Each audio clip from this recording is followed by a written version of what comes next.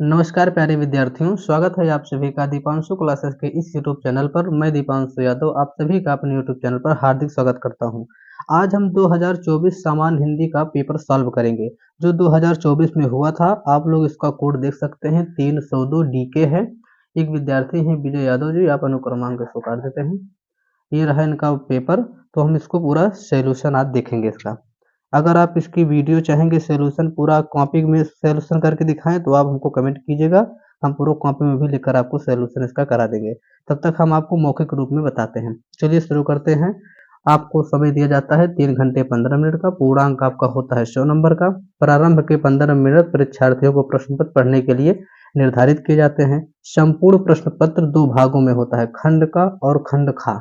दोनों खंडों में सभी प्रश्न का उत्तर देना अनिवार्य होता है। तो सबसे पहले हम देखते हैं खंड का। खंड का में पहला प्रश्न है, आचरण की सभ्यता। यह एक जो रचना है इसके लेखक कौन है? तो इसके लेखक हैं अध्यापक पूर्ण सिंह जी। दूसरा है चिंतामणि, यह निबंध संग्रह है। तो ये किनका निबंध संग्रह है, यानी इसके लेखक कौन है? तो चिंतामणि आचार्य रामचंद्र शुक्ल जी का निबंध संग्रह है। तीसरी रचना है, उसने कहा था। यह कहानी विधा की रचना है और यह किसकी रचना है? तो यह चंद्रधर शर्मा गुलेरी जी की। और हमारा घ वाला प्रश्न है कि राष्ट्र का स्वरूप, जो आपके सिलेबस में पहला चैप्टर है, यह जो निबंध वासुदेव शरण अग्रवाल जी का, यह किस निबंध संग्रह से लिया गया है? तो आपको बता दिया जाए, पृथ्वी पुत्र नामक निबंध संग्रह से यह लिया गया है।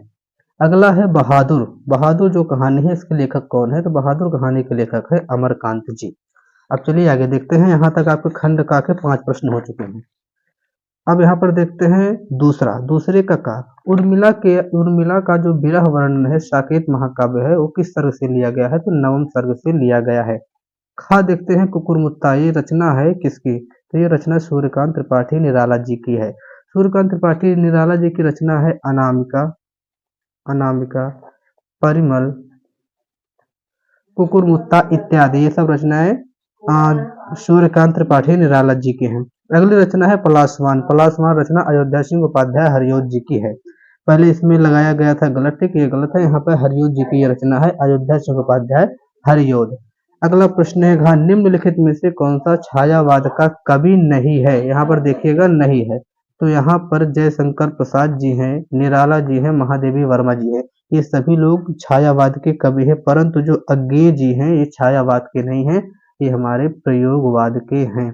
इसलिए आप लोग पेपर को ध्यान से पढ़िएगा। इसमें स्पष्ट लिखा गया है कि निम्नलिखित में से कौन छायावाद का नहीं है? तो अज्ञेय जी छायावाद के नहीं है, बाकी तीनों छायावाद के हैं। छायावाद के 4 स्तंभ में नाम आता है प्रसाद, पंत, निराला और महादेवी वर्मा जी का। उसका सूत्र है प्रनिपम, याद करने के ट्रिक, प्रसाद, निराला, पंत और महादेवी वर्मा।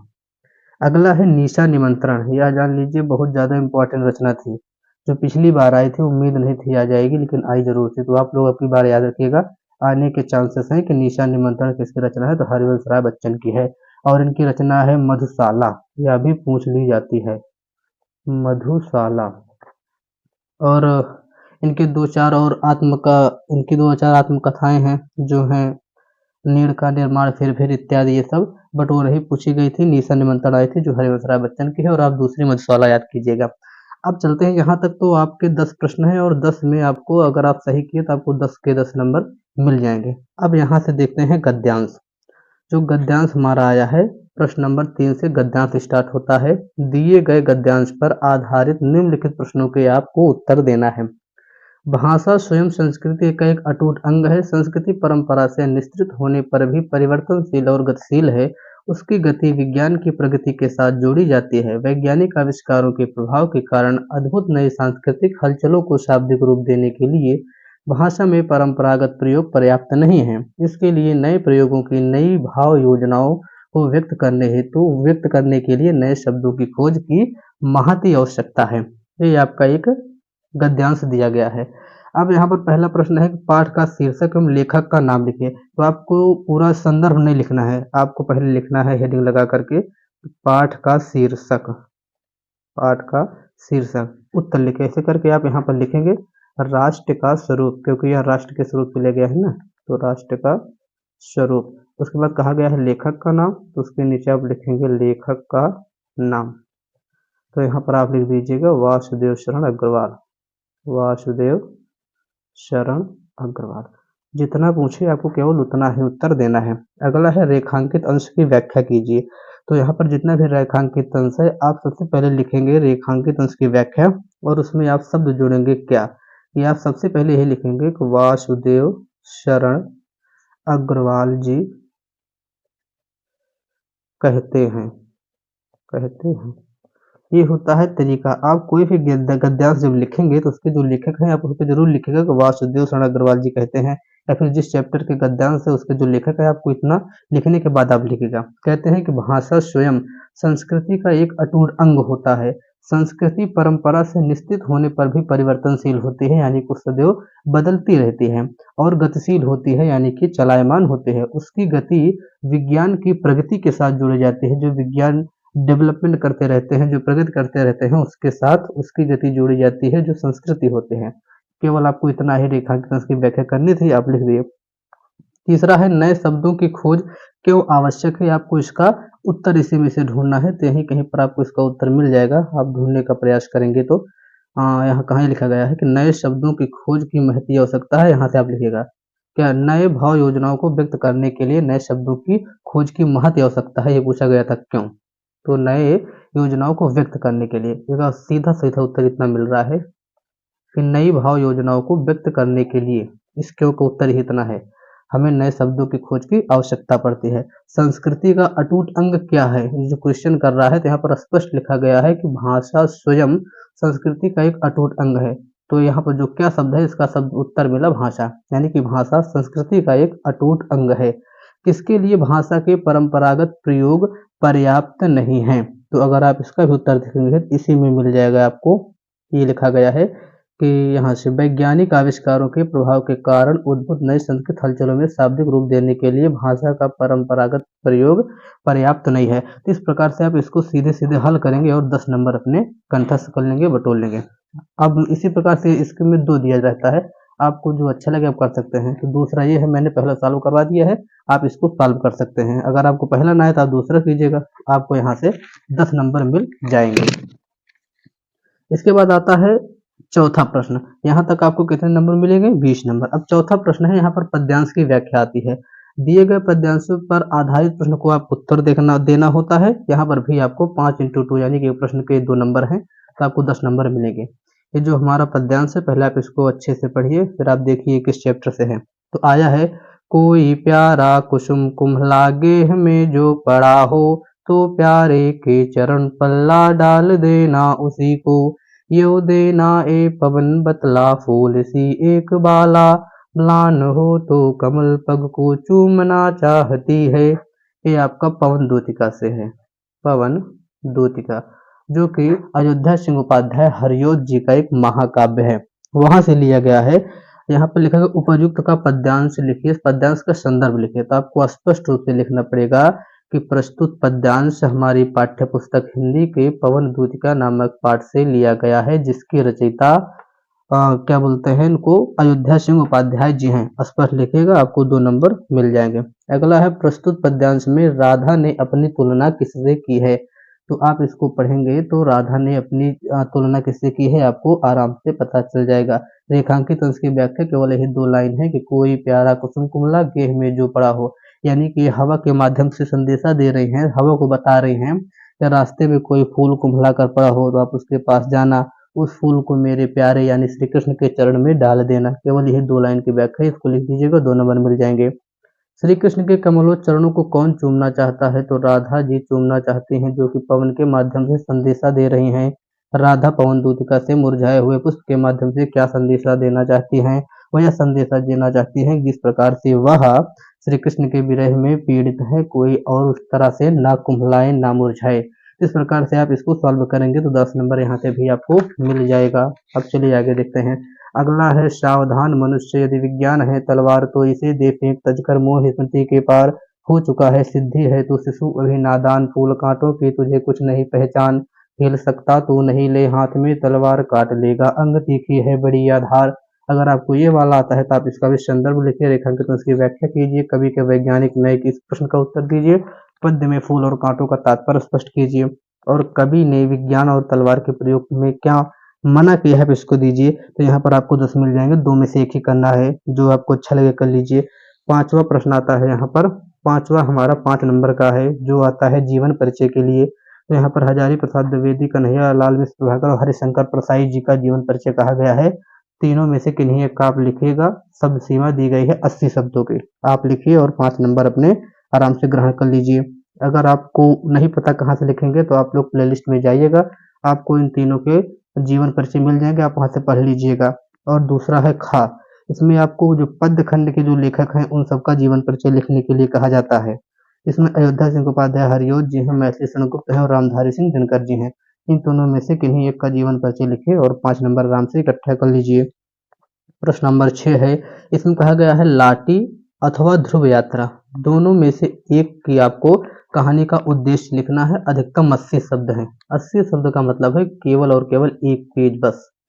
एक पेज में आपके 80 शब्द आराम से आ जाते हैं। तो आप लोग, इसमें कहा गया है लाटी या फिर ध्रुव यात्रा, दोनों में से आपको एक करना है 80 शब्द में भी। इसमें से आपको दोनों में से जो इच्छा हो एक कीजिए, या फिर अथवा और भी है पंचलाइट कहानी का सारांश अपने शब्दों में दीजिए। तो चाहे आप इन दोनों में से एक कीजिए और चाहे पंचलाइट कहानी का सारांश लिखिए। ये आपके 5 नंबर यहाँ से मिल जाएंगे। अब हम देखते हैं 7वां। यहाँ से आपका स्टार्ट होता है जो स्वपठित गद्य खंड होते हैं, खंड काव्य होते हैं, वहां से आप में आता है। जैसे हम लोग में जो हमारे एरिया के थे, अमेठी जिले में, वहां पर चलता है त्यागपति खंड काव्य। तो वहां वाले त्यागपति खंड काव्य के आधार पर हर्षवर्धन का चरित्र चित्रण लिखेंगे और यहाँ पर लिख सकते हैं। और जो जिस जिले के होंगे वो अपना इसमें से ढूंढ लेंगे और आप उसका तैयार करके लिखिएगा। यहाँ पर आपको 5 नंबर मिल जाएंगे। अब आते हैं, यहाँ से खंड खा स्टार्ट होता है, संस्कृत वाला पोर्शन। यहाँ से आपको जो दिया जाता है गद्यांश 7 नंबर का होता है, 2 का संदर्भ, 5 की व्याख्या, मतलब उसका अनुवाद। दोनों में से आपको एक करना है। पहला जही आप कीजिए मयूरा अद्यापि वाला कीजिए, जही महामना विद्वान वक्ता धार्मिको नेता पटु पत्रकार चीत वाला कीजिए। दोनों में से आपको जो अच्छा लगे करिए। 2 नंबर का संदर्भ, 5 नंबर का आप हिंदी अनुवाद कर लेंगे तो आपको पूरे के पूरे नंबर मिल जाएंगे। ये तो रहा खंड खा का 8वां। अब हम देखते हैं इसके जो पद्य भाग वाला आता है, इसमें भी आपके आते हैं पद्य भाग। पद्य भाग में कहा जाता है कि एक संदर्भ सा संदर्भ हिंदी अनुवाद करना है, जो पद्यांश होता है। ये आपके संस्कृत पोर्शन में से आया है। तो जयंत ते महाभागा जन सेवा परायणा जरा मृत्युम हम नास्ते ऐसा कीर्ति तनो कश्चित। आप इसका संदर्भ सहित हिंदी अनुवाद कीजिए, या फिर नामे रोचते भद्रम व उलूकस्य विशेषणम अक्रुशधम मुख्यम पश्य कथनम क्रुद्धो भविष्यति। आप इसमें जातक कथा वाले में से, दोनों में से आप कुछ भी कर सकते हैं। तो आपको 2 नंबर संदर्भ के प्लस 5 नंबर हिंदी अनुवाद के और 7 नंबर पूरे के पूरे मिल जाएंगे। यहाँ से आता है 9वां प्रश्न। 9वां है, निम्नलिखित मुहावरों और लोकोक्तियों का एक का अर्थ लिख करके वाक्य प्रयोग कीजिए। केवल एक का आपको अर्थ लिखना है, वाक्य प्रयोग करना है। 1 नंबर आपको मिलेंगे अर्थ के और 1 नंबर मिलेंगे वाक्य प्रयोग के। इस प्रकार से 2 नंबर मिल जाएंगे। ईंट से ईंट बजा देना, आंखें 4 होना, समर्थ को नहीं दोष गोसाई, अंग अंग ढीला होना। इनमें से आप कोई भी लिख सकते हैं। जैसे अंग अंग ढीला होना मतलब बहुत थक जाना, इसका अर्थ होता है समर्थ को नहीं दोष गोसाई का मतलब होता है समर्थ व्यक्ति के लिए सब कुछ मुमकिन होता है। तो ये सब इसके अर्थ हैं। वाक्य प्रयोग आप कुछ भी कर सकते हैं। तो आपको यहाँ से भी 2 नंबर आराम से मिल जाएंगे। और यह 2024 में नया ऐड किया गया था प्रश्नोत्तर नंबर 10। इसमें कहा जाता है आपको पहले दिया जाता है एक गद्यांश, इसमें से आपको 3 प्रश्न ढूंढ के करना होता है, जो कि 2, 2 और 1 कुल मिलाकर के 5 नंबर का आता है। अगर आप गद्यांश नहीं करना चाहते हैं तो यहाँ पर दूसरा गद्यांश है, यहाँ से आप कीजिए और यहाँ से इन सभी प्रश्नों का उत्तर दे करके 5 नंबर हासिल कीजिए। तो प्रश्न उत्तर नंबर 10वां भी 5 नंबर का आता है, इसको भी आप जरूर हल करेंगे। अब यहाँ से ये सब बहुत, जहाँ से सरल प्रश्न की व्याख्या शुरू होती है, आप इसको अगर सही कह ले जाते हैं तो आपका 100 में से 90 नंबर के आपके चांस बने रहते हैं। तो यहाँ पर 11वें नंबर पर जो है 11वें नंबर का जो का वाला है, यहाँ पर कहा गया है मनोज और मनोज्ञ, इन 2 शब्दों का अर्थ बताना है। तो बता दें, मनोज का मतलब होता है कामदेव, कामदेव, और मनोज्ञ का अर्थ होता है सुंदर। तो इसमें कामदेव और सुंदर वाला विकल्प है सा। तो आपका ये वाला सही हो गया। तो यहाँ से आपको 1 नंबर की प्राप्ति हो जाएगी। दूसरा है सूर और सुर। सूर मतलब होता है वीर और सुर मतलब होता है देवता। तो यहाँ कहीं पर वीर और देवता ये वाला है। तो यहाँ से आपको 1 नंबर मिल जाएंगे। दूसरा है, निम्नलिखित शब्दों में से एक शब्द के 2 सही अर्थ लिखिए। तो आपको नाक है, पयोधर है, वारिद है, अर्क है, इसमें से किसी भी एक का आप अर्थ लिखिए। जैसे नाक है, नाक के 2 अर्थ हैं। एक है कि सूंघने वाली इंद्री, आप लिख सकते हैं नाक एक इंद्रिय है, और दूसरा अपने शरीर का अंग है। दूसरा शब्द है पयोधर। पयोधर का मतलब होता है पय धनधर, यानी पय मतलब होता है दूध और धर मतलब धारण करने वाला, जो दूध को धारण करे तो उसे आप स्तन कह सकते हैं। तो इसका पयोधर का एक अर्थ हो गया स्तन। दूसरा होता है पय मतलब जल भी होता है, यानी जो जल को धारण करे उसे बादल कहते हैं। तो पयोधर के दो अर्थ हो गए, एक स्तन हो गया, एक बादल हो गया। इसी प्रकार आप अर्क के दो अर्थ कर सकते हैं। अर्क का मतलब सूर्य भी होता है। तो इस प्रकार से आप इसको अगर हल करेंगे तो आपको यहाँ से एक एक दो नंबर मिल जाएंगे। अगला है ग। इसमें कहा गया है कि किए गए उपकार को मानने वाला, तो उसे कहते हैं कृतज्ञ। जो हमारे उपकार को माने, और जो हमारे उपकार को ना माने उसे कहते हैं कृतज्ञ। तो ये आपको याद कीजिए, एक एक यहाँ से मिला, दो नंबर हुआ। अगला आता है घ। इसमें कहा जाता है निम्नलिखित में से किन्हीं दो वाक्यों को शुद्ध करके लिखना है आपको। मोहन ने आलमारी खरीदा, ये अशुद्ध है, यहाँ पर होगा आलमारी खरीदी, क्योंकि आलमारी स्त्रीलिंग है। तो मोहन ने आलमारी खरीदी। दूसरा है अध्यापक ने हमसे निबंध लिखाया, गलत है। अध्यापक ने हमसे निबंध लिखवाया होगा तो शुद्ध होगा। शिक्षक ने छात्र की प्रशंसा की, इसमें कोई दो राय नहीं, बट यहाँ पर ये शब्द गलत लिखा गया है। छात्र यहाँ पर इस प्रकार से लिखा जाएगा बस, और सब सही है। तो शिक्षक ने इस स्थान पे ये लिखिए छात्र की प्रशंसा की। महादेवी वर्मा कवित्री है, यहाँ पर ये शब्द गलत लिखा गया है, कवित्री नहीं कवित्री होता है, कवित्री। बस ये मैंने आपको चारों को चारों बता दिया। आपको जो दो अच्छा लगे दो कर लीजिए, आपके दो नंबर यहाँ से फिक्स हो जाएंगे। 12वां प्रश्न हमारा है कि वीर रस अथवा हास्य रस की परिभाषा दीजिए, दो नंबर। यहाँ पर आपको स्पष्टीकरण नहीं कहा गया है, तो आप केवल परिभाषा दीजिए, केवल उदाहरण ही लिखना है, स्पष्टीकरण लिखने की आवश्यकता नहीं है। तो यहाँ से आपको दो नंबर मिल गए। दूसरा है यहाँ पर उपमा अलंकार और श्लेष अलंकार का लक्षण और उदाहरण देना है, एक एक नंबर मिलेंगे, दो नंबर यहाँ से हो जाएगा, एक लक्षण के और एक उदाहरण के। उसी प्रकार से आपको दोहा छंद या फिर कुंडलीय छंद की मात्रा सहित लक्षण और उदाहरण लिखना है, दो नंबर मिल जाएंगे। वीर रस का उदाहरण और हास्य रस का उदाहरण तो आपको ऐसे याद होना चाहिए। वीर रस का है साज चतुरंग शयन अंग में उमंग धरि सरजा शिवाजी जंग जीतन चलत हैं, और बुंदेले हर बोलों के सुन हमने सुनी कहानी थी, खूब लड़ी मर्दानी वा तो झांसी वाली रानी थी। हास्य रस का भी आपने बहुत याद किया होगा। तो इस प्रकार से आप उदाहरण याद कर लीजिए, दो दो उदाहरण। तो यहाँ तक आप दोहा और कुंडली, दोहा के लिए तो रामचरितमानस अपना जिंदाबाद है, उसमें तो कुछ भी लिख दीजिए, सब दोहे हैं। कबीर के रहीम के सब दोहे ही हैं, कुछ भी लिख दीजिए। तो यहाँ तक आपका हो गया। अब देखते हैं 13वां प्रश्न कौन सा है। यहाँ से समापन की ओर है वीडियो, तो आप धैर्य बनाकर रखे रहें। 13वां प्रश्न कह रहा है कि विद्यालय के प्रधानाचार्य जी को शिक्षक पद पर अपनी नियुक्ति हेतु योग्यता सहित आवेदन पत्र लिखिए। ये आपका 6 नंबर में आया है। अगर आप नहीं जानते हैं कि आपको इस प्रकार से निबंध किस प्रकार से पत्र कैसे लिखना है, तो आप हमारे यूट्यूब चैनल दीपांशु क्लासेस पर जा कर के देख सकते हैं। आपको प्रश्न नंबर 13 का जो उत्तर है, आपको वीडियो के नीचे डिस्क्रिप्शन में लिंक मिलेगी, आप वहां पर जा कर के विद्यालय के प्रधानाचार्य को शिक्षक पद पर अपनी नियुक्ति हेतु योग्यता सहित आवेदन पत्र कैसे लिखना है, वीडियो मिल जाएगा।